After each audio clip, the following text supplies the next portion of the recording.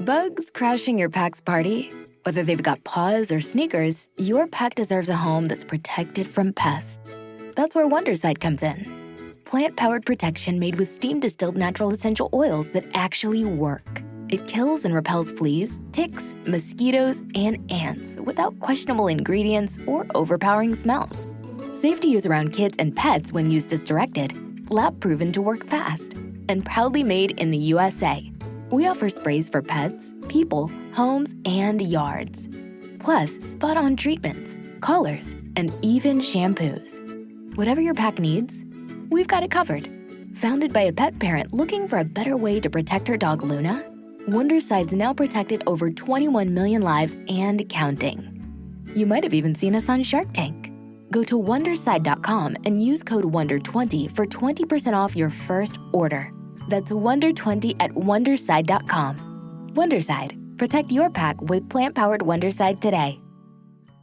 Deputy Commissioner of Police, DCP Olumuyiwa Adejobi, has officially announced the appointment of Chief Superintendent of Police, CSP Benjamin Hundeyin, as the new Public Relations Officer of the Nigeria Police Force. After him, the former police force spokesperson was promoted, reassigned and redeployed to Delta State as the Deputy Commissioner of Police in charge of operations, a sensitive position that has generated massive reactions from members of the public, especially those who widely believed that DCP Olumuyiwa used his office as force spokesperson to suppress freedom of speech by arresting and detaining people on grounds of alleged cyber-talking and violence instigation against the Nigeria police force, while many accused him of abandoning the main security challenges affecting Nigeria, and created more time for himself to be reading through comment sections on social media to harass innocent young Nigerians over mere comments, and the new posting may offer DCP Olumuyiwa the opportunity to always lead a team of combat joint security squads to battlefields where he may have direct contact with some of the deadly and well-armed gunmen in the South and Southeast geopolitical zones.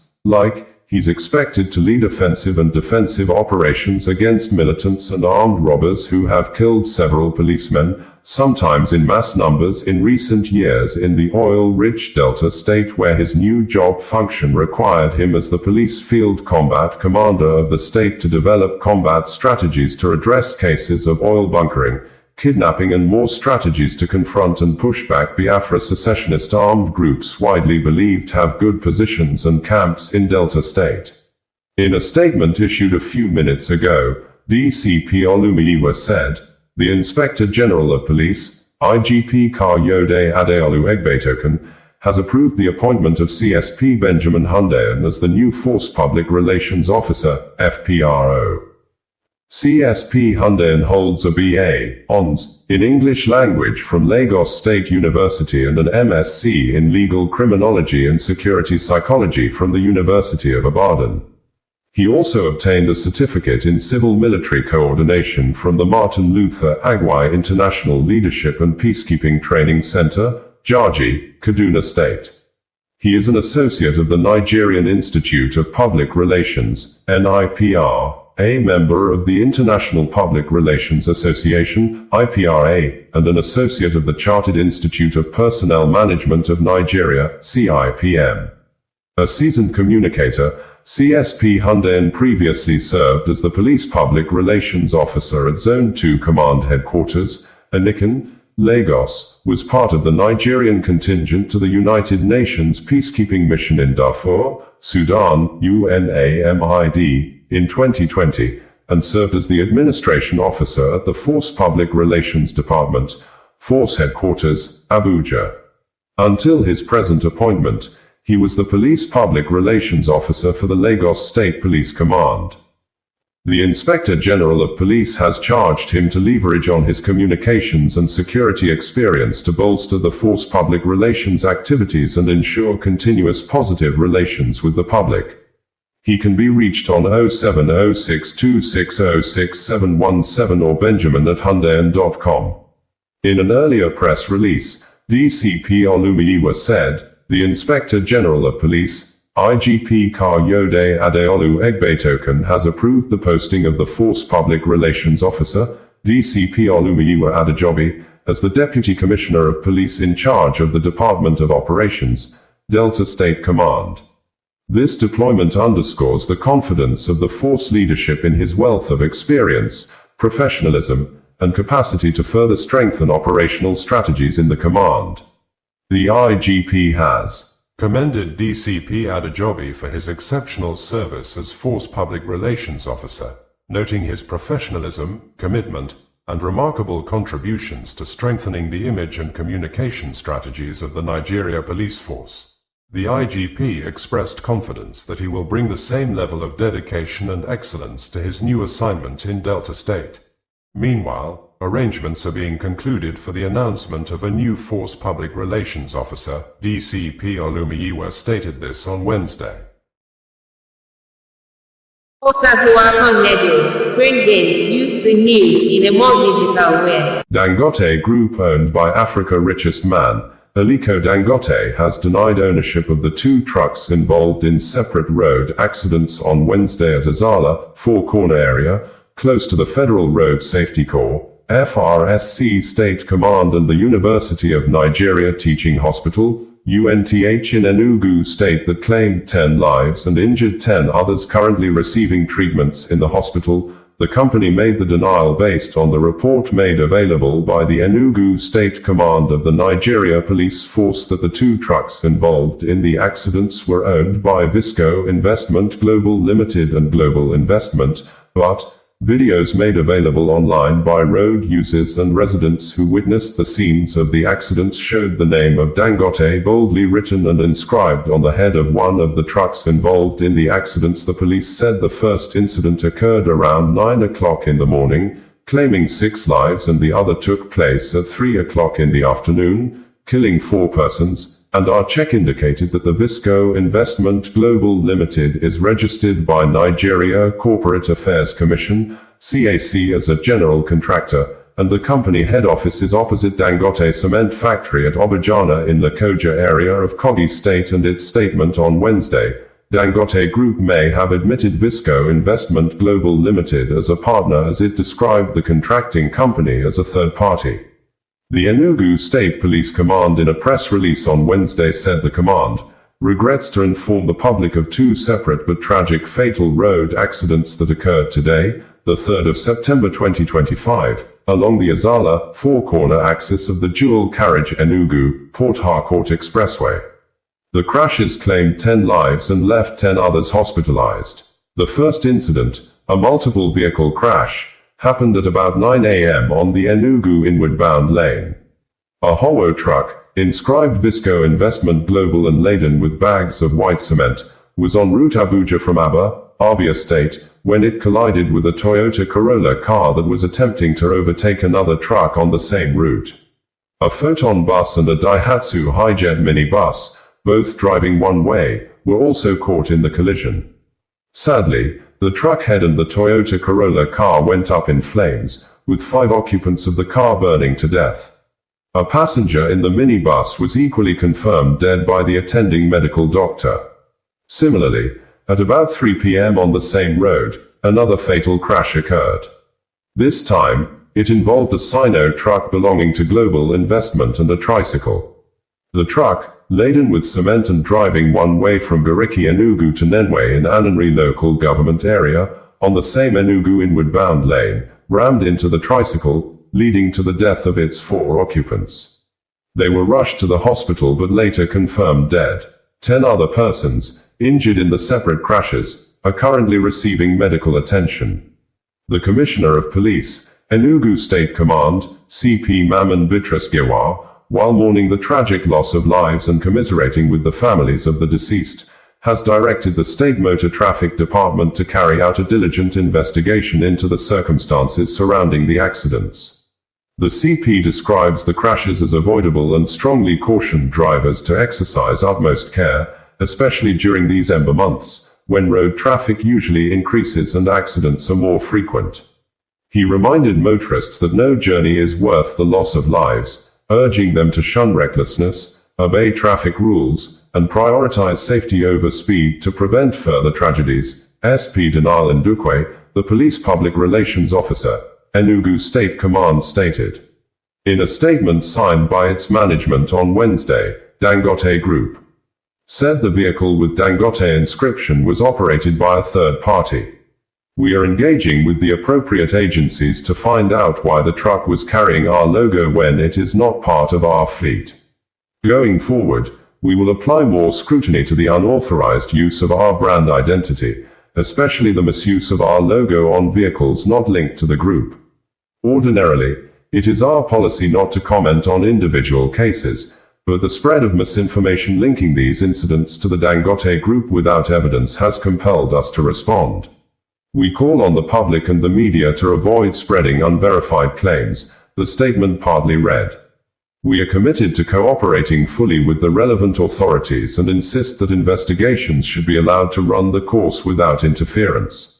We strongly reject attempts to exploit tragedies like this for malicious or financial gain, the Dangote Group stated, and the company maintained that it remains committed to the highest standards of corporate responsibility, safety, and integrity. We had reported that a well-known human rights activist and a humanitarian, Martins Vincentots aka Veridakman, has apparently threatened the media, especially those he referred to as bloggers, not to use his video contents on their page, and if they do, he would report the video to the management of social media platforms like YouTube, Facebook, TikTok, among other online platforms. The video or videos were published and ensured the video or videos are brought down or removed. He stated this on Tuesday noon in a 9 minutes video wherein he accused the media, especially those he referred to as bloggers, of not joining hands with him and others to launch massive campaign and awareness when Ruth Ottobo was alive, the sister of the Big Brother Nigeria Season 7 winner, Ejima Ottobo aka Fina, who allegedly needed more attention and care from Dangote Group of company owned by Africa's richest man, Aliko Dangote, whose truck hit Ruth Ottobo a few days after the accident. Victim, Ruth Ottobo, rounded off her examinations as a final year student of Federal Polytechnic in Auchi, but, according to Veridakman, soon after the death of the accident victim was announced on Sunday, bloggers started publishing the news stories massively. Continuing, Veridakman accused Fina of being a greedy person, saying, Fina wrote a demand list of 1 billion naira to Dangote even when she has not visited her sister in the hospital to know the true picture of her condition. In a swift reaction, a well-known sex educator who uses raw words to pass across her teachings, Iziagbe Ogbede aka Ekia Queen, condemned the act of Veridakman, saying it was the alleged greed of Fina that killed her sister, with Ekia Queen accusing Veridakman of being a liar who is trying to cause more pains to the bereaved Fina even when he knows her sister just died less than 48 hours ago. We had reported that the management of Dangote Group says they are saddened over the death of Ruth Ottobo, the sister of Big Brother Niger Season 7 winner, Ejima Ottobo aka Fina, saying they had concluded all arrangements and made all necessary efforts to fly the accident victim abroad for the continuation of her medical treatment, but the company was waiting for her doctors to certify her fit for air travel. The company owned by Aliko Dangote, the Africa's richest man according to Forbes, made the statement in a press release issued few minutes ago after the death of the new graduate from Federal Polytechnic in Auchi was announced by her family through their lawyer, Barrister Justice Shegun Ojino of Echo Solicitors and Advocates, saying, the graduate, who was knocked down alongside her motorcycle rider by a truck owned by Dangote Group in Auchi community earlier this month, passed on exactly 6:30 hours on Sunday. Bringing you the news in a more digital way. Nigeria President Bola Ahmed Tinubu has said that the West Africa country has no fear over whatever the President of the United States, Donald Trump, is doing, although the Nigeria president did not give details what the US president is doing that the nation has no fear of, but President Tinubu, at a meeting with political leaders at the State House in Abuja on Tuesday, said that the country has met its revenue target for 2025 from non-oil revenue sources, saying, if Nigeria as of August has already met revenue target from non-oil products, the country has no fear of whatever the President of the United States, US is doing, adding that the economy of the country is now stabilized, saying the Naira currency is now performing well in the foreign exchange market, with a claim he met dollar exchange rate at 1,900 Nairas per $1 on May 29, 2023 when he took over as the president of the West Africa country,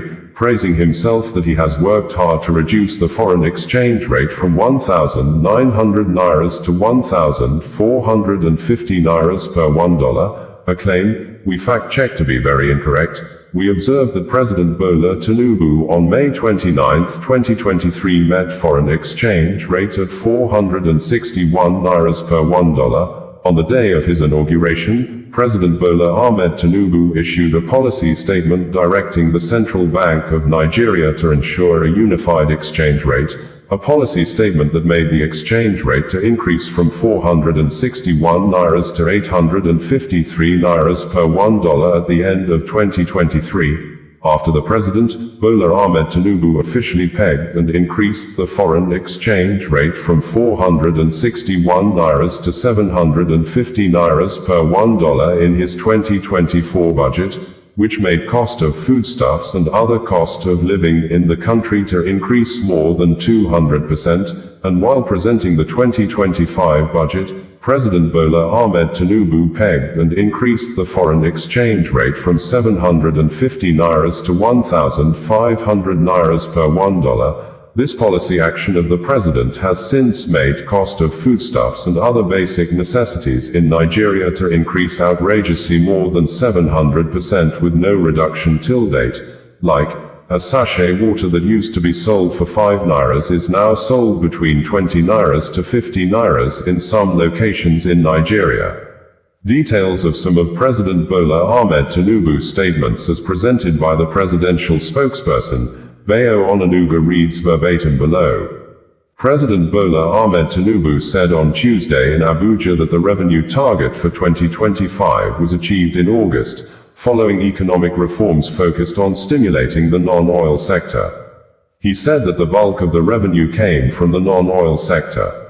The president assured Nigerians that the renewed hope agenda is firmly anchored on building critical infrastructure, improving health facilities, ensuring food sovereignty, and providing security. He spoke at a meeting at the presidential villa with the founding members of the defunct Congress for Progressive Change and the Buhari organization, led by the former governor of Nasarawa State, Umaru Tanko al-Makura. President Tinubu said that the economy was heading in the right direction. The economy is now stabilized. Nobody is trading pieces of paper for foreign exchange, Forex, anymore. The economy is now predictable. You do not need to know the CBN governor, Yemi Cardoso, to obtain foreign exchange or import goods. What we need now is building the ship and the vessels for the export of our goods and creating more jobs for our people, the president noted. He said the federal government will establish agricultural mechanization centers in all regions of the country to build capacity, expand cultivation and harvest, and guarantee food sovereignty. We are going to have trainees. That program is our path to food sovereignty. Quote, reflecting on his long-standing relationship with the CPC, President Tinubu described the political journey and merger as a sweet memory, and expressed gratitude to the group for their support. When I see people like you, I am determined to work harder. President Tinubu assured the delegation that the legacies of former President Muhammadu Buhari would be sustained and immortalized with a Buhari House, adding that more members of the old CPC would be given opportunities to participate in the government. Thank you for your patience until now. But first of all, we must cure the economy and bring hope to the people, which is what we stand for. Thank you for believing in me, he said. The Speaker of the House of Representatives, Right Honorable Tajuddin Abbas, thanked President Tinubu for his statesmanship and magnanimity towards the people and government of Katsina State. Abbas thanked the President for his vision and broad-mindedness in accommodating all political stakeholders.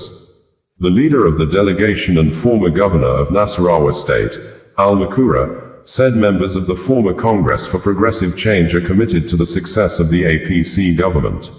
Al-Makura thanked the president for his extensive participation in the final rites for President Buhari. You not only buried President Buhari but also honored him and ensured a befitting state burial with full military honors. Above all, your presence throughout the ceremony was comforting as it was reassuring, Al-Makura stated. He assured President Tinubu of the group's loyalty and support. This is to assure you that we believe in your administration, and that will be our focus and commitment to ensure the success of our party and your ultimate victory in the 2027 elections, Al-Makura stated. The economy is stabilized. Nobody is trading piece of paper for exchange rate anymore.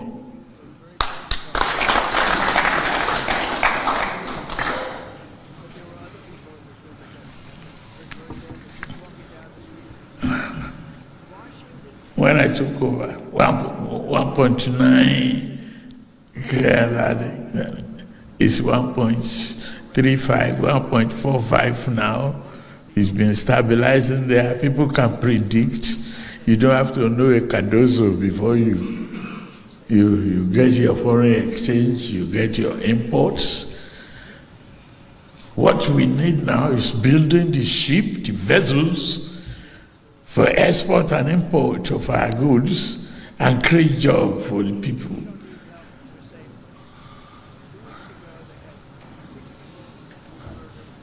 There's a guarantee there. I know many of you had to suffer the initial abuse and the fear. Where are we going? We know the direction that we should go. We are going up. No, those who may not know will not know. Today I'm standing before you, I can brag that Nigeria is not borrowing, it's dying from local bank. The revenue, we have met our target of revenue for the whole year. We met it in August. I've reviewed this morning.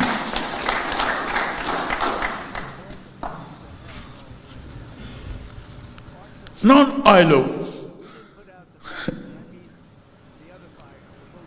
If non-oil revenue is going well, then we have no fear of whatever Trump is doing on the other side. And I've just signed off on a huge mechanization, program that every region we have a mechanized center.